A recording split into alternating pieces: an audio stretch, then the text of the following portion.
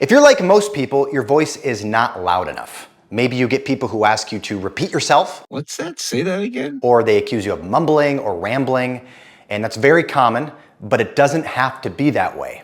In this video, we will start by covering why your voice is not as loud as it should be, and then specific actionable techniques for how to improve the loudness of your voice. So stick around until the very end. By the end of this video, you will have a louder voice. Let's start with the why. Why don't you have a loud voice? Back in the ancient Roman and Greek times, there were these great orators who were able to fill amphitheaters with the sound of their voice. And this was born out of necessity. If you weren't able to project your voice, you just wouldn't be heard. Let's fast forward to the modern era where we have digital amplification that takes care of projection for us. We don't have to learn how to project our voice anymore. And because we don't have to learn, there is no incentive to learn. And so our voices are just naturally much quieter than they could be. It's actually similar to when calculators became widespread. We used to have to learn how to do long division, just out of necessity, as a basic functioning adult in society. Well, we no longer have to learn how to do that because calculators take care of that for us. I was at this baseball game once, and I went to the concessions to get some popcorn.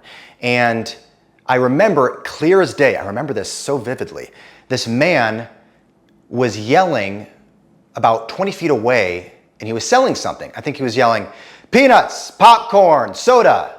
And I remember his voice just cut through the crowd, and it was very loud in that environment, but his voice was clear and crisp, and you could tell it just cut right through the entire crowd.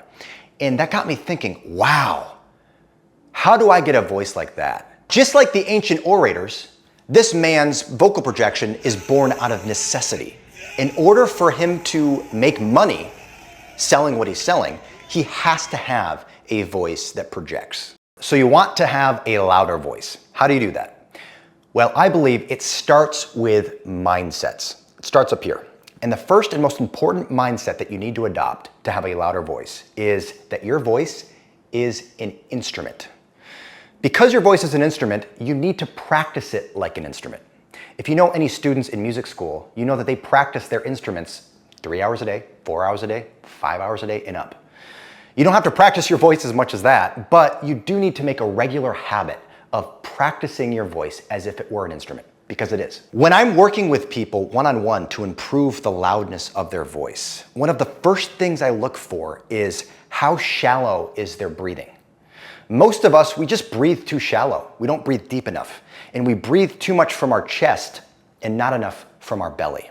I have a separate video on this that you can go and look at right now if you want to learn more about how to breathe more deeply for a more powerful and resonant voice. But for this video, I just want to emphasize that it all starts with your breath. I like to make the analogy to the organ, the musical instrument. An organ consists of pipes that you can think of as similar to your own pipe, your windpipe. And the way that an organ produces sound is through a blower that pushes air through these pipes. The more air that is displaced through the pipes, the louder the tone. And it's very similar to how the human body produces sound.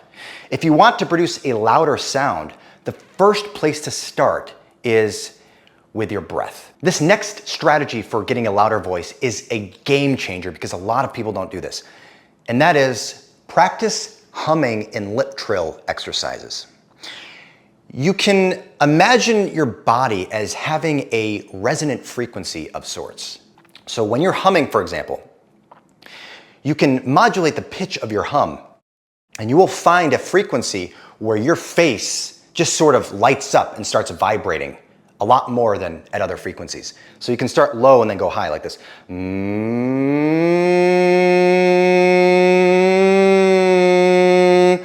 My resonant frequency, I think, is right around this pitch. At that point, the entire front of my face is vibrating. And in fact, it gets a little itchy around your nose area. This is a sign that you are hitting your resonant frequency right on the nose. No pun intended. This is called your facial mask, by the way. This area in the front of your face where when you hum, you are activating and vibrating your facial musculature. On the topic of drills, another drill that you can do is a lip trill drill. That was a bit of a tongue twister. A lip trill sounds like this. can be pitched or unpitched. Here's an unpitched lip trill.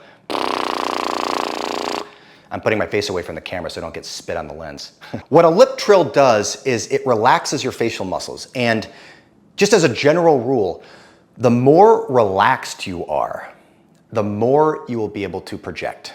There is this general idea throughout many domains of human activity, not just speaking and singing, that the more relaxed you are, the better you will be able to perform, especially under pressure.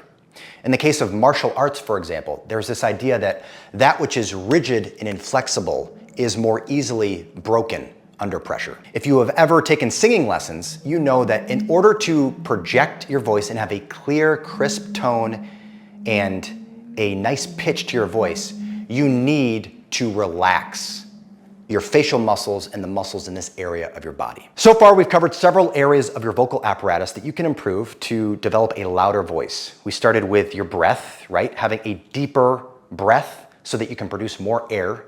We covered your facial mask and developing that optimal resonant frequency to have a richness to your voice. But there's another variable that we have not covered yet, and that is your mouth. A lot of instruments you'll see, such as the guitar and the violin, have a hole in the middle of the body where the sound exits the body of the instrument. And this hole is a certain size. It's not too small and it's not too big. It's just the right size to produce an optimal amount of sound. Your mouth is similar. So if I'm speaking like this, where my breath is great and I have a great resonance in my mouth, but the mouth itself is just not very wide open, I'm just going to naturally limit the amount of sound that I can produce.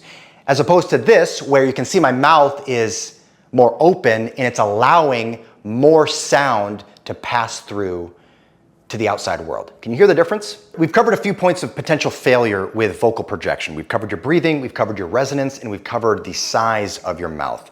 Practice playing with all of these and more variables as well, such as drinking water. It might just be, if you don't have a loud voice, the fact that you're not drinking enough water and you're not staying hydrated. And as an instrument, your vocal cords need to stay nourished and hydrated in order to produce an optimal sound. In this video, we have covered the basics for how to get a louder voice, a voice that commands attention in any room that you walk into.